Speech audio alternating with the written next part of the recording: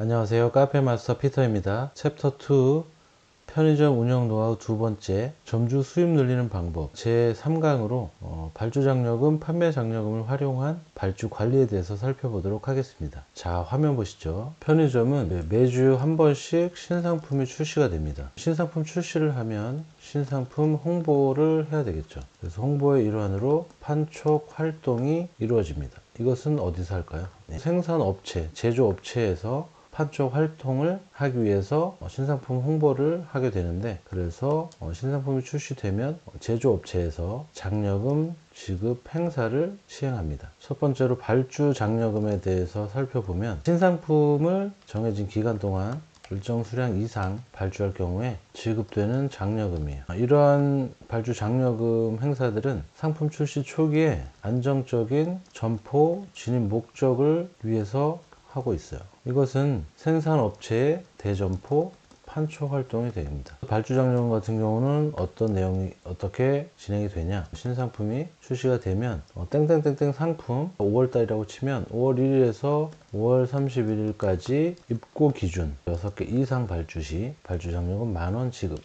상품 마스터에 보면 발주 창에서 그 전달 메시지에 이런 발주 장려금에 대한 내용이 뜹니다. 두 번째로는 판매 장려금이 있습니다. 발주 장려금은 발주를 해당하는 조건에 맞게 발주를 했을 경우에 지급되는 장려금이고요. 판매 장려금은 말 그대로 특정 상품, 그 신상품을 정해진 기간 동안에 판매했을 경우에 지급되는 장려금이에요. 이런 것은 점주님들에게 판매에 대한 동기를 부여해 주게 되겠죠. 그래서 생산업체 입장에서는 매입량 증대 목적이 있을 수 있겠죠. 많이 판매가 되면 그만큼 많이 발주를 하기 때문에 생산업체, 제조업체 입장에서는 이제 매출이 증대되는 그런 목적이 되겠죠. 그래서 이것도 마찬가지로 생산업체 또는 제조업체에서 하는 대점포 판촉 활동이 되겠습니다. 예를 들어 보면 땡땡땡땡 신상품이 있어요. 기간은 5월 1일에서 5월 31일까지. 입고분이 아니고 매출분이에요. 판매 수량 1개당 판매 장려금 300원 지급. 이런 식으로 판매 장려금이 실시가 되고 있습니다. 하나를 팔았을 때 300원을 지급한다 그러니까 10개를 판매했을 때는 3,000원이 지급되죠. 100개를 판매하면 3만원.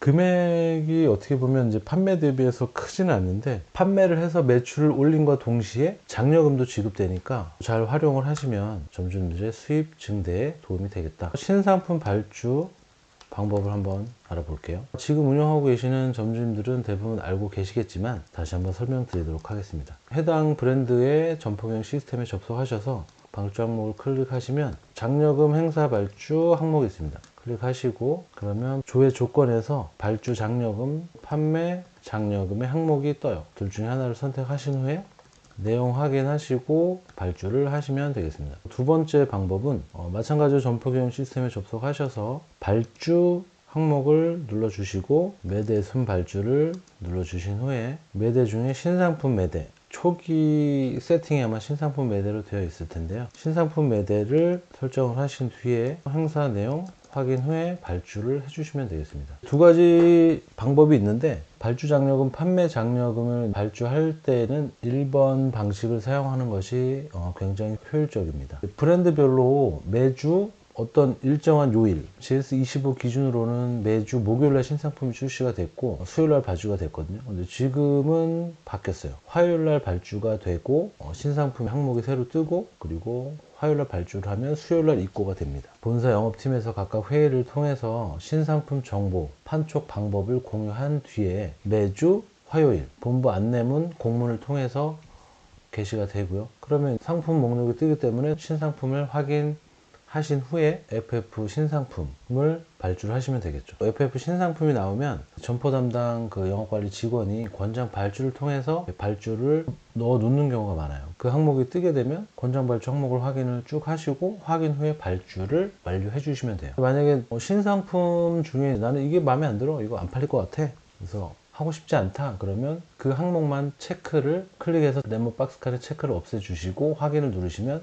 체크를 해제한 상품들은 발주가 안 되고 체크되어 있는 상품들만 발주가 되니까 참고하셔서 진행을 하시면 되겠고요. 발주 장려금, 판매 장려금, 수익은 점주가 전부 가져갈까요? 모두 점주의 수익으로 돌아갈까요? 이거 잘 모르시고 계신 점주님들 생각보다 많으신데 그 로열티 배분율만큼 본사와 점주님이 나눠 가지시는 거예요. 예를 들어서 발주 장려금 이번 달에 10만 원을 했다, 발주를 해서 내가 발주 장려금을 10만 원을 받았어요. 저희 점포 같은 경우는 로열티가 45%이기 때문에 저는 45% 로열티 비율로 가져가게 돼요. 10만 원에 45%면 점주 수익은 4만 5천 원이 되겠죠.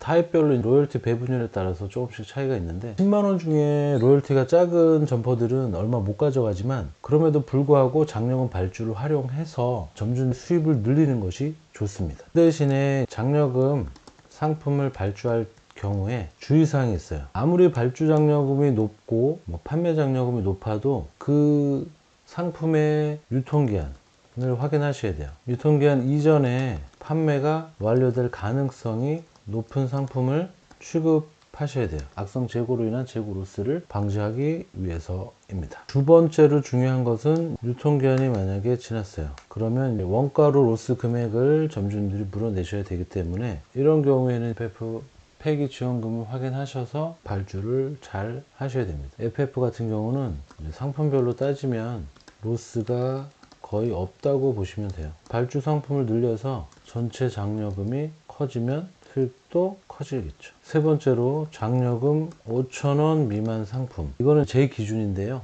저는 장려금 5,000원 미만 상품은 가급적 발주를 하지 않아요. 그렇지만 판매 자신이 있을 경우에는 나는 판매할 자신 있어, 유통기한 안 지나고 장려금 얼마 안 돼도, 그러면 발주하셔도 돼요. 저는 제 기준을 딱 잡아놓고 그 기준 선에서 미달이 된다 이러면 발주 장려금이 있더라도 발주를 하지 않고 있습니다. 신상품 같은 경우는 원가 DC 행사 상품들이 많아요. 그렇기 때문에 DC율이 높은 상품 위주로 발주를 하시는 것을 추천드립니다. 자, 판매가 이루어졌을 때 매출이 발생을 하면 원가가 DC가 됐기 때문에 예를 들어서 원가가 1,000원 하는 것을 원가 DC 20%로 800원에 들어왔기 때문에 200원에 대한 원가 DC에 대한 차익이 발생이 하게 되죠. 그래서 많이 판매했을 때 수익이 개선될 수 있습니다. 발주 장려금, 판매 장려금을 활용해서 발주를 했을 경우에 점주님들의 수입이 증가할 수 있다. 발주 관리를 잘 해주시면 점주님들의 수입이 증가할 수 있다는 사실을 염두에 두시고